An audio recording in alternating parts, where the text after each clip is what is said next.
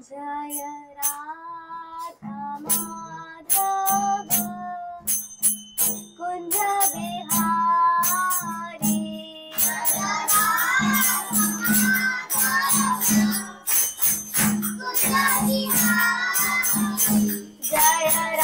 माधव कुंज बिहारी जय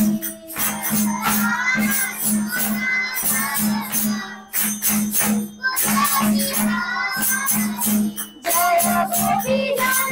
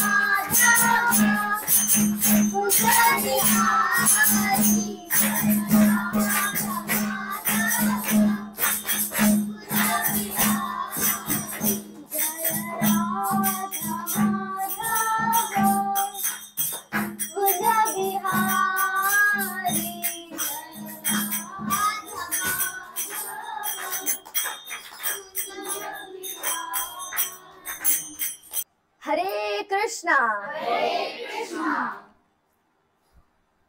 आज जो कथा कराने वाले हैं बहुत ज्यादा प्रसिद्ध है और सीखने के लिए तो कथा में इतना भरपूर है, इतना भरपूर है, इतना भरपूर है कि जिसका शब्द नहीं है। ये भक्त उन भक्तों में परिगणित होते हैं जो नारायण के हृदय के सबसे समीप रहते हैं, सबसे करीब रहते हैं। ऐसे भक्तों में ये परिगणित होते हैं। ये कथा से सीखने के लिए बहुत कुछ है। सामान्य मनुष्यों का प्रश्न आता है कि उम्र नहीं है आपका भक्ति करने का, सबका एक समय होता है। आपका भक्ति करने का भी एक उम्र है, ये बुढ़ापे में करने की चीज है। आज उन प्रश्नों का जवाब लेकर जाइए। आज उन प्रश्नों का जवाब लेकर जाइए जो साधारण मनुष्य पूछते हैं कि उम्र तो अभी है नहीं आपका भक्ति का, और हम अपने सीनियर्स की बात मान भी लेते हैं और अपना जन्म व्यर्थ कर देते हैं। ठीक है, उसमें नहीं लगा करके जिसमें मेन है लगाना चाहिए। तो आज कथा श्रवण करते हैं भक्त शिरोमणि भक्त राज प्रहलाद महाराज का। श्रीमद् भागवतम के सप्तम स्कंद में आता है कथा प्रहलाद महाराज का। ये कौन है? दैत्यराज, हाँ, हिरण्यकश्यपु के पुत्र हैं। ठीक है, हिरण्यकश्यपु, ये कथा तो आप सब सुने ही हैं। कुछ मूल इस कथा से कुछ लर्निंग पे ज्यादा बात करेंगे। ठीक है, तो कयाधु नाम की एक स्त्री है जो कौन है? प्रहलाद महाराज की माता है और हिरण्यकश्यपु की पत्नी है। हिरण्यकश्यपु ब्रह्मा जी के तप के लिए, मतलब उनका तपस्या करने के लिए गया है। कहाँ गया? मंदिराचल पर्वत पे, वहां के पे गए हैं और तपस्या कर रहे हैं। कितना वर्ष का तपस्या है? 10,000 वर्षों का तपस्या। 10,000 वर्षों का तपस्या करने के लिए चले गए हैं। उस समय गए हैं जब कयाधु माता गर्भवती है। इंद्र जाते हैं कयाधु को पकड़ते हैं और कहते हैं कि हम मतलब मृत्यु मारने के इरादे से लेकर जा रहे थे। बीच में नारद मुनि रोक लेते हैं, बोलते हैं आप इनको नहीं ले जा सकते देवराज, क्योंकि इनके गर्भ में जो बालक है वो नारायण के परम भक्तों में है, तो आप नहीं लेके जा सकते। कयाधु को वहां से बचाकर नारद मुनि अपने आश्रम ले जाते हैं और उनके आश्रम में माता कयाधु रहती हैं। कैसे रहती हैं? तो भक्तों का सेवा करती हैं और दिन रात हरि का गान सुनती है, हरि का कथा सुनती हैं। माता का एक वचन है, पूछती बोलती हैं कि यदि मैंने इस बच्चे को जन्म दिया तो देवता इसे ये समझेंगे कि असुर का पुत्र है, आगे जाकर कुछ बुरा ही करेगा, इसीलिए मार देंगे, मेरे बच्चे को मार देंगे। तो नारद मुनि कहते हैं कि देवी जाइए, मैं आपको आशीर्वाद देता हूं कि जब तक हिरण्यकश्यपु अपना तप पूरा कर नहीं आ जाते, बच्चा आपके गर्भ में ही रहेगा। मतलब 10,000 वर्षों तक प्रहलाद महाराज माता के गर्भ में रहे। कयाधु माता के गर्भ में महाराज 10,000 वर्ष तक हैं और 10,000 वर्षों तक माता ने ऋषियों का, मुनियों का सेवा किया है। और सोचिए ऋषि हैं वो कितने बड़े हैं, ठीक है, नारद मुनि, उनके यहाँ पे तो हर समय 8 याम क्या होता होगा, हरि का कथा होता होगा, नारायण का कथा होता होगा, वेद उपनिषद के बात होते होंगे, और मैया बैठ करके वो सब सुन रही है। माता ने सब कुछ का श्रवण किया, उन्होंने नहीं श्रवण किया। 10,000 वर्षों तक प्रहलाद महाराज भी उनके गर्भ में है, उन्होंने भी श्रवण किया। एक और प्रश्न का जवाब यहाँ तुरंत ही मिल जाता है। लोगों को लगता है कि बच्चा हो जाएगा ना, उसके बाद उसकी पढ़ाई शुरू होती है। गलत है ये। उस समय ही पढ़ाई शुरू हो जाती है जब बच्चा आपके गर्भ में आ चुका है। आप जिस जिस भाव का स्मरण करते हैं, जैसा जैसा अगर आप ग्रंथ पढ़ेंगे, आपके बच्चे सात्विक होंगे। प्रश्न आता है, प्रभु हमारा बच्चा तो ऐसा है, राक्षस जैसा है, हमको घर पे नहीं रखता, हमको निकाल दिया, हमारे साथ ये कर दिया, हमारे साथ वो कर दिया। प्रभु जी हमारा बच्चा तो हमारी बात नहीं सुनता। आपने कथा सुना था क्या? जब पुत्र आपके गर्भ में था, आपने क्या क्या किया था? जो जो किया था उसका रिफ्लेक्शन हो रहा है। अब प्रश्न आता है, ये तो राक्षस के पुत्र हैं, फिर ये कैसे इतने बड़े महाभक्त हो गए? क्योंकि स्त्री और पुरुष दोनों ही तपस्या में लीन हैं। उस समय तो हिरण्यकश्यपु भी 10,000 वर्ष के लिए तपस्या में लीन था।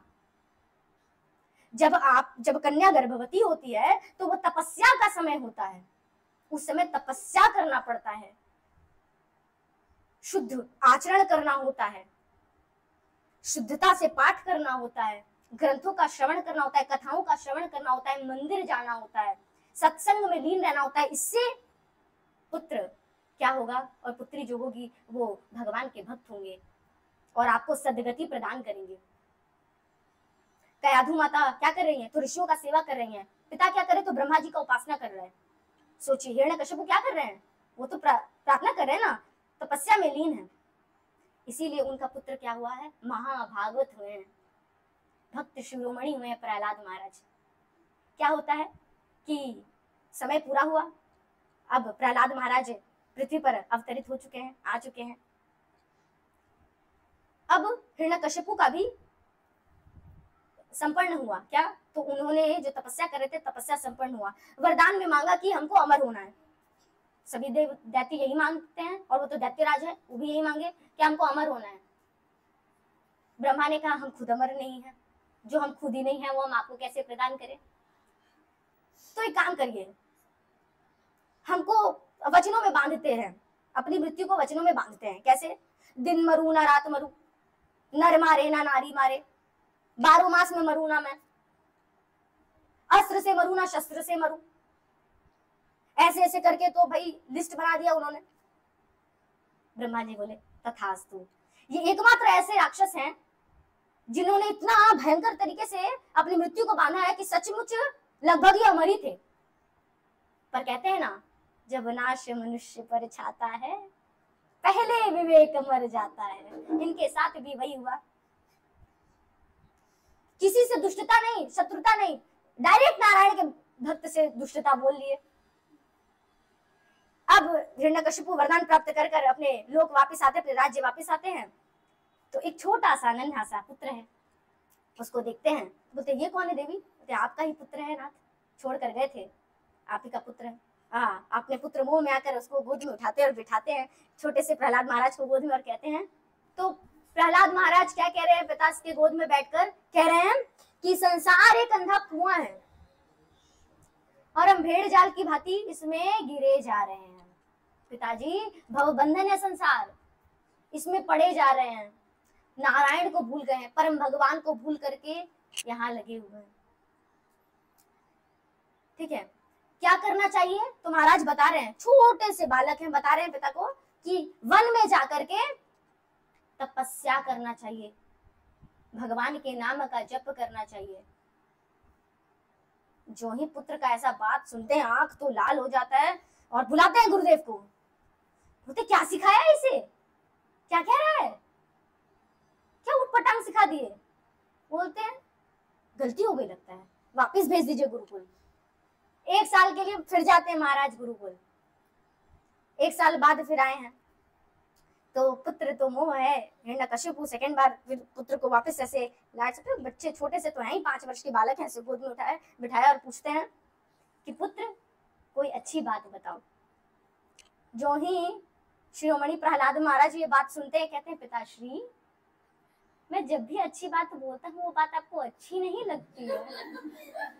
जो ही पिता के मुख, पिता बोलते हैं अच्छी लगेगी बताओ तो बड़े अच्छा बात कहते हैं पिताश्री 9 प्रकार की भक्ति है, भगवान को 9 प्रकार की भक्ति से प्राप्त किया जा सकता है। वो क्या है? बोलते हैं श्रवणम कीर्तनम विष्णु स्मरणम पाद सेवनम अर्चनम वंदनम दास्यम साख्यम आत्मनिवेदनम। कितना प्यार से बोलते हैं। जब ये बात सुनते हैं, कौन? तो हिरण्यकशिपु सुनते हैं तो आंख तो लाल होकर पटक दिया, प्रहलाद महाराज को गोद से उठाकर पटक दिया और बुलाया, सेना, मृत्यु चाहता हूं मैं, इसका मृत्यु दंड मिलेगा इसे। पुत्र मोह में अपने पुत्र को स्वयं नहीं मार सकते, इसलिए सेना को बुलाकर बोलते हैं कि मृत्यु चाहिए, मृत्यु कर दो इसका। ले जाते हैं। क्या क्या किया? यातनाएं देते हैं, भक्त को यातना दे रहे हैं, छोटे से बालक को यातना दे रहे हैं। कैसे कैसे यातना देते हैं? तो कभी पहाड़ से गिरा दिया, बच गए, वहां से कीर्तन करते हैं, कीर्तनम विष्णु, वहां से मन नहीं भरा, फिर बच गया, ठीक है। दूसरी बार क्या किया? तो फिर उनको ले गए, सर्पों के, नागों के बीच छोड़ दिया, विषैले विषैले नाग के बीच में छोटे से प्रहलाद महाराज। नाग ने कुछ नहीं किया, वहां से निकालना, बड़े बड़े हाथी जिसके इतने बड़े बड़े दांत हैं उनके बीच छोड़ दिया। जो ही दांत स्पर्श करने गए हाथी, दांत ही टूट गया, चूरमा बन गया उस दांत का। ये उनकी भक्ति का, क्योंकि कीर्तनीय सदा हरि, हम हर सदा कीर्तन चल रहा है उनका, भगवान का नाम सदा जाप चल रहा है उनका। अब क्या हुआ? अब हिरण्यकशिपु परेशान है। तब उनकी बहन होलिका आती है। होलिका कहती है, भ्राताश्री, मेरे पास एक शॉल है, वो ओढ़ करके मैं जल में जाऊं तो मैं भीगूंगी नहीं, मैं अग्नि में बैठ जाऊं तो मैं जलूंगी नहीं। तो एक काम करूंगी, अग्नि में मैं प्रहलाद को लेकर बैठती हूं, मेरे ऊपर तो शॉल रहेगा, मैं तो चद्दर ओढ़ी हुई रहूंगी, मैं तो जलूंगी नहीं, वो जल जाएगा और कार्य संपन्न हो जाएगा। प्रहलाद महाराज सोचते हैं, सबकी बुआ मालपुआ लेके आती है, मेरी बुआ मेरी मृत्यु लेकर आई है। हरि बोल। यही ऐसे होता है। और सेटअप हो चुका है, प्रहलाद को गोद में लेकर होलिका बैठ चुकी है और वहां पे क्या कर रहे हैं? प्रहलाद महाराज को वहां भी कीर्तन है, वहां विमग्न होकर वो कीर्तन किए जा रहे हैं, हरि का नाम लिए जा रहे हैं, उनका नाम चले जा रहा है। इतना मधुर होकर वो गा रहे थे कि होलिका भी कुछ समय के लिए भूल चुकी है सब कुछ, वो भी कीर्तन कर रही है। यही वो कीर्तन में मग्न हुई है, शॉल धीरे से वो खींचे हैं हम पहन। अब प्रहलाद महाराज शॉल पहन के बैठे हैं, होलिका जल गई है, प्रहलाद महाराज बच गए। सुबह हुआ है, अग्नि शांत हुई है, होलिका तो जल चुकी है, प्रहलाद महाराज वहां से आ रहे हैं। जब अभक्त पर भक्त का जीत हुआ है, तो लोग उस राख को लेकर के हवा में उड़ा रहे, गुलाल के साथ मिला के उड़ाए जा रहे हैं। इसीलिए हम होलिका का त्योहार मनाते हैं, होली मनाते हैं हम लोग। ये होलिका मर्दन हुआ था, होलिका क्योंकि वो कौन थी, भक्त का नाश करने आई थी, खुद का नाश कर ली, भक्त का जीत हुआ, इस खुशी में लोग होली मनाते हैं। इसीलिए सब होली में मग्न हैं। प्रहलाद महाराज फिर से गए, हिरण्यकश्यपु बहुत परेशान है, जटिल समस्या है उसके सामने। कहने को दैत्यराज है, एक छोटा सा पुत्र, छोटा सा बच्चा, उसे मारा नहीं जा रहा। अब घबरा गया है वो कि विष्णु का भक्त है, नारायण का भक्त है। जब ऐसा होने लगा तो अपने दासों को कहता है, अपनी सेना को कहता है कि छोड़ दो, जैसे रहना चाहता है रहने दो। अब क्या होता है, ये छोटे से प्रहलाद महाराज गुरुकुल जाते हैं। गुरुकुल जाते हैं तो खेलते नहीं है किसी के साथ, अवकाश है, एक दिन छुट्टी पड़ा है, सब आसपास खेल रहे हैं, ये बैठे हैं। दो चार मित्र आकर पूछते हैं कि क्या बात है प्रहलाद, तुम खेल नहीं रहे हो? नहीं, हम ये खेल नहीं खेलते, हमको यहाँ इस खेल में मजा नहीं आता है, अच्छा नहीं लगता। तो कौन सा खेल खेलने में अच्छा लगता है? बोलते कीर्तन का खेल खेलने में हमको बड़ा अच्छा लगता है। बोलते ये कौन सा खेल है? तुम्हारे खेल में एक जीतता है, एक हारता है, मेरे खेल में सब जीतते हैं, यही इस खेल की खासियत है। बोले अच्छा, सब जीत जाते हैं? हाँ, सब जीत जाते हैं। कैसे जीतते हैं? तो बोलते हैं कि सब नाम लो, और नाम लेते लेते कीर्तन का ऐसा माहौल बनता है, सब उनका बात सुनने लग जाते हैं। वहां पे उपदेश दे रहे हैं प्रहलाद महाराज, वहां पे दैत्यराज का क्लास खत्म होता है, यहाँ पे प्रहलाद महाराज का क्लास शुरू होता है। यहाँ पे अपना क्लास दे रहे हैं, बोल रहे हैं कि उपदेश देते हैं, नारायण के कथा के बारे में बताते। बोलते तुम इतने छोटे से उम्र में ये कैसे जानते हो? तो बताते हैं हम बहुत समय तक अपने माता के गर्भ में थे, वहीं से हमने सारी कथा नारद जी से सुनी है, और तब से ही हमें ये आता है। जब देखे वाह ऐसी बात है, सारे दैत्य के पुत्र जो रहते हैं वो प्रहलाद महाराज की बात को सुनना शुरू कर देते हैं, और सब नारायण के भक्त बन जाते हैं। जैसे ही दैत्य जो उसके गुरु महाराज थे, वो ये सब देखते हैं, भागते जाते हैं हिरण्यकश्यप के पास कि महाराज गजब हो गया, आपके पुत्र ने तो सभी को भक्त बना दिया, सब नारायण का कीर्तन कर रहे हैं, जो ही देखते नारायण का कीर्तन हो रहा है। अब तो पारा उनका हाई, अब तो बहुत ज्यादा क्रोधित हो चुके हैं। वो बुलाते हैं उसको, प्रहलाद को, और कहते हैं कि कहाँ है तेरा भगवान, मुझे तो नहीं दिखता, कहाँ है? बोलता है मेरे भगवान तो सर्वत्र है, उनको बुलाने की क्या आवश्यकता, वो तो हर जगह विद्यमान है। जो ही ये बात सुनते हैं, तो क्या तेरा भगवान इस खंबे में है?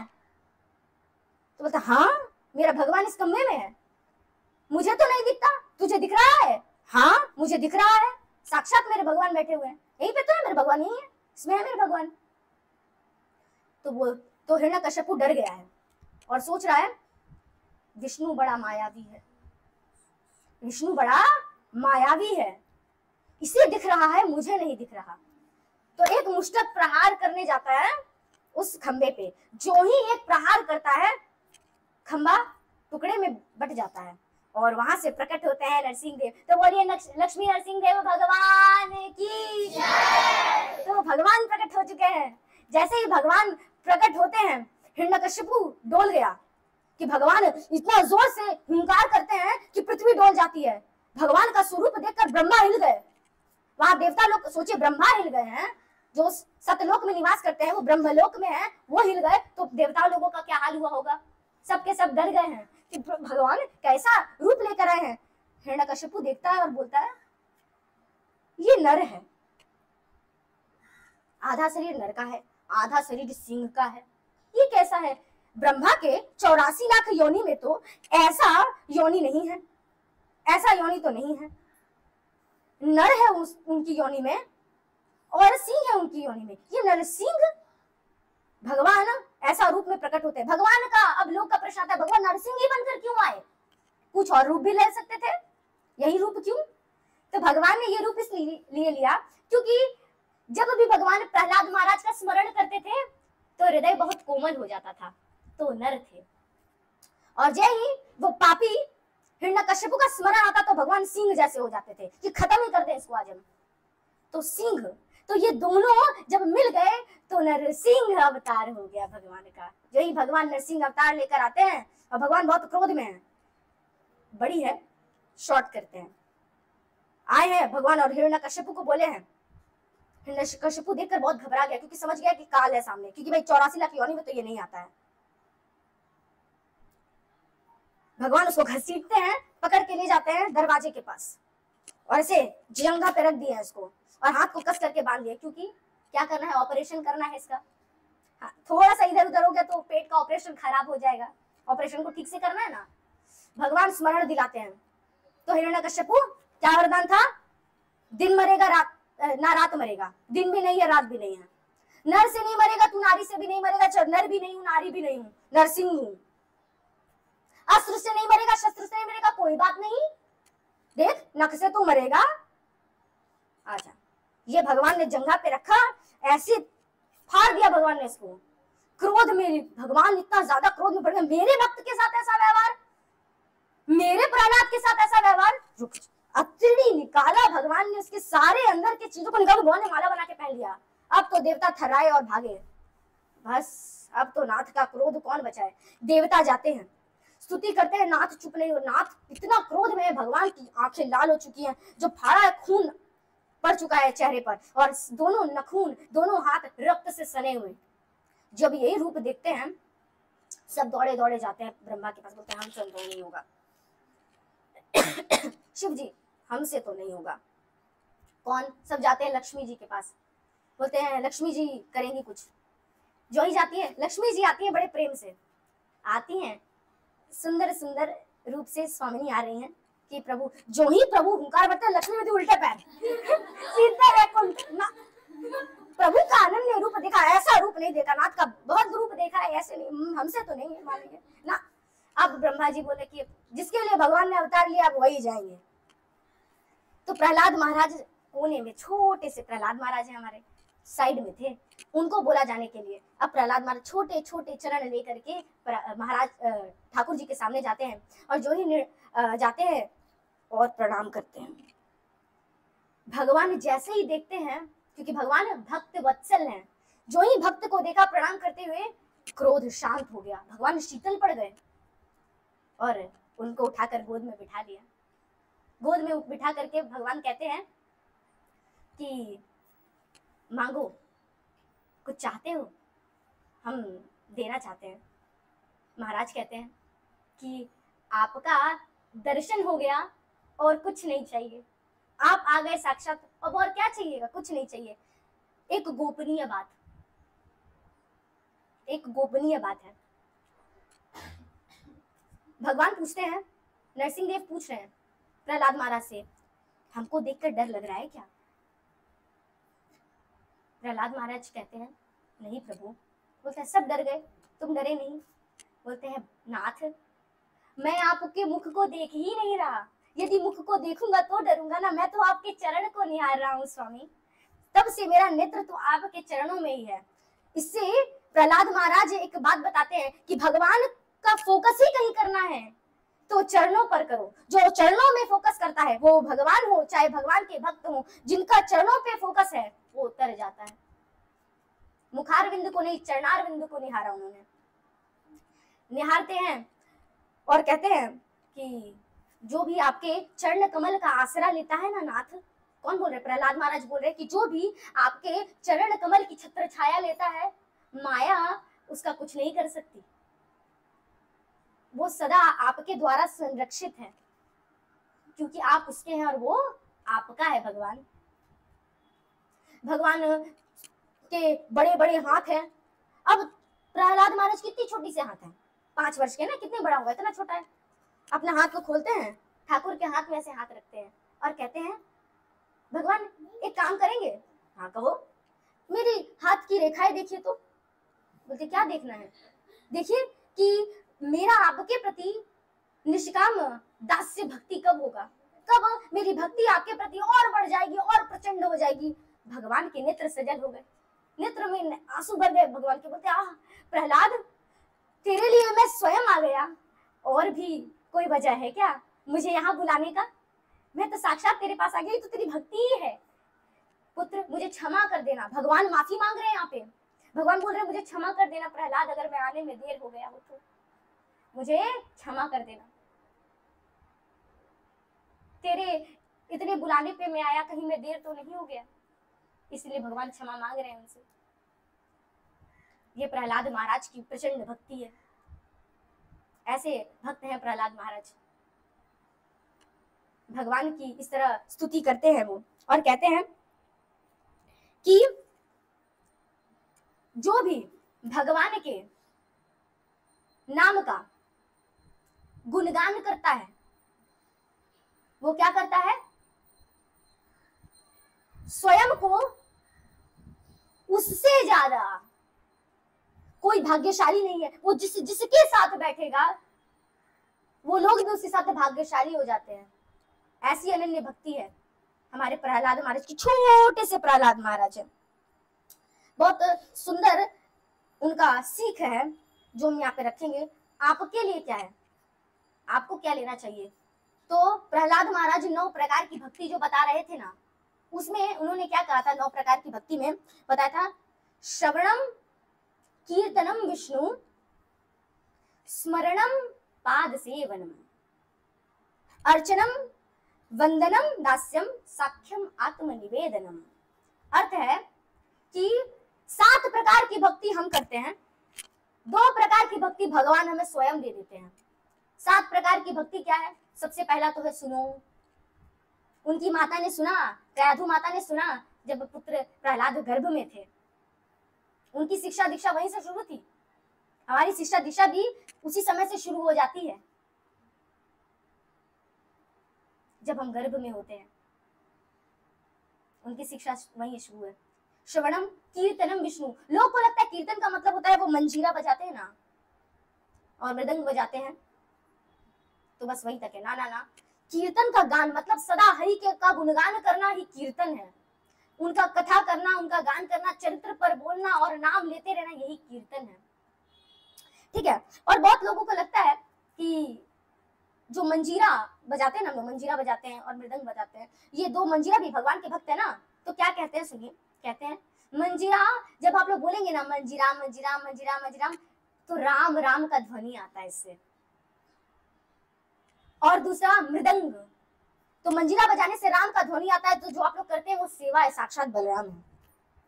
और दूसरा ये कि जब मृदंग बजाते हैं तो कहते हैं कि उसका पतन हो जाता है, उसका नाश हो जाता है, या उससे बड़ा अभागा कोई है ही नहीं जो हरि के कीर्तन में नहीं है, जो हरि का नाम नहीं लेते।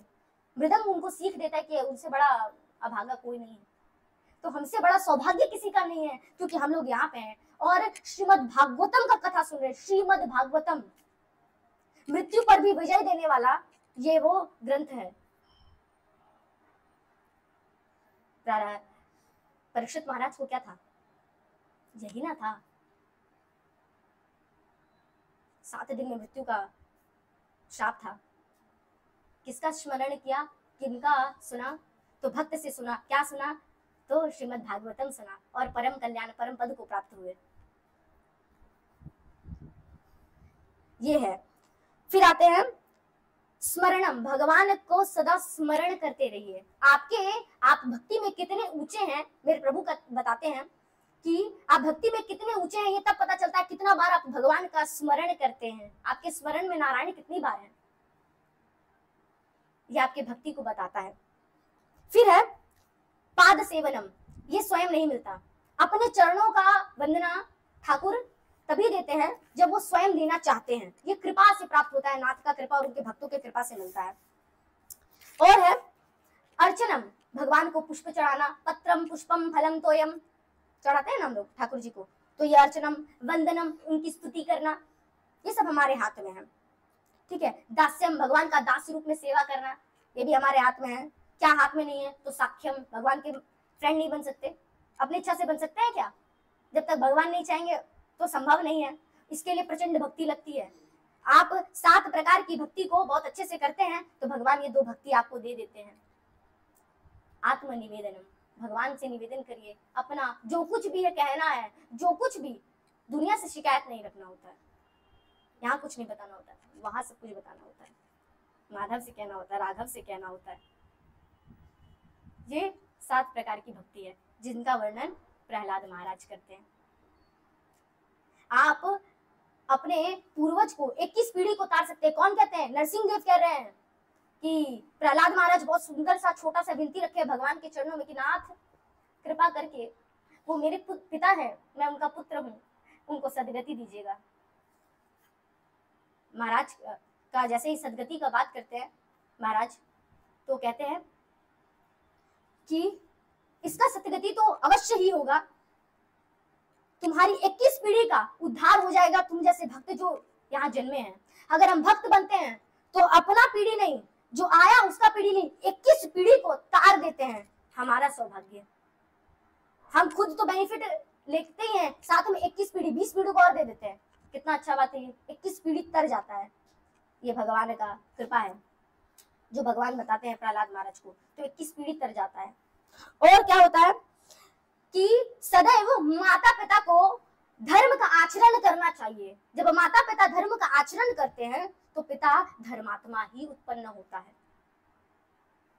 उसकी शिक्षा दीक्षा बाद में नहीं शुरू होती, उस दिन शुरू होती है जिस दिन पुत्र गर्भ में आ चुका है। कथा बहुत रसीला है।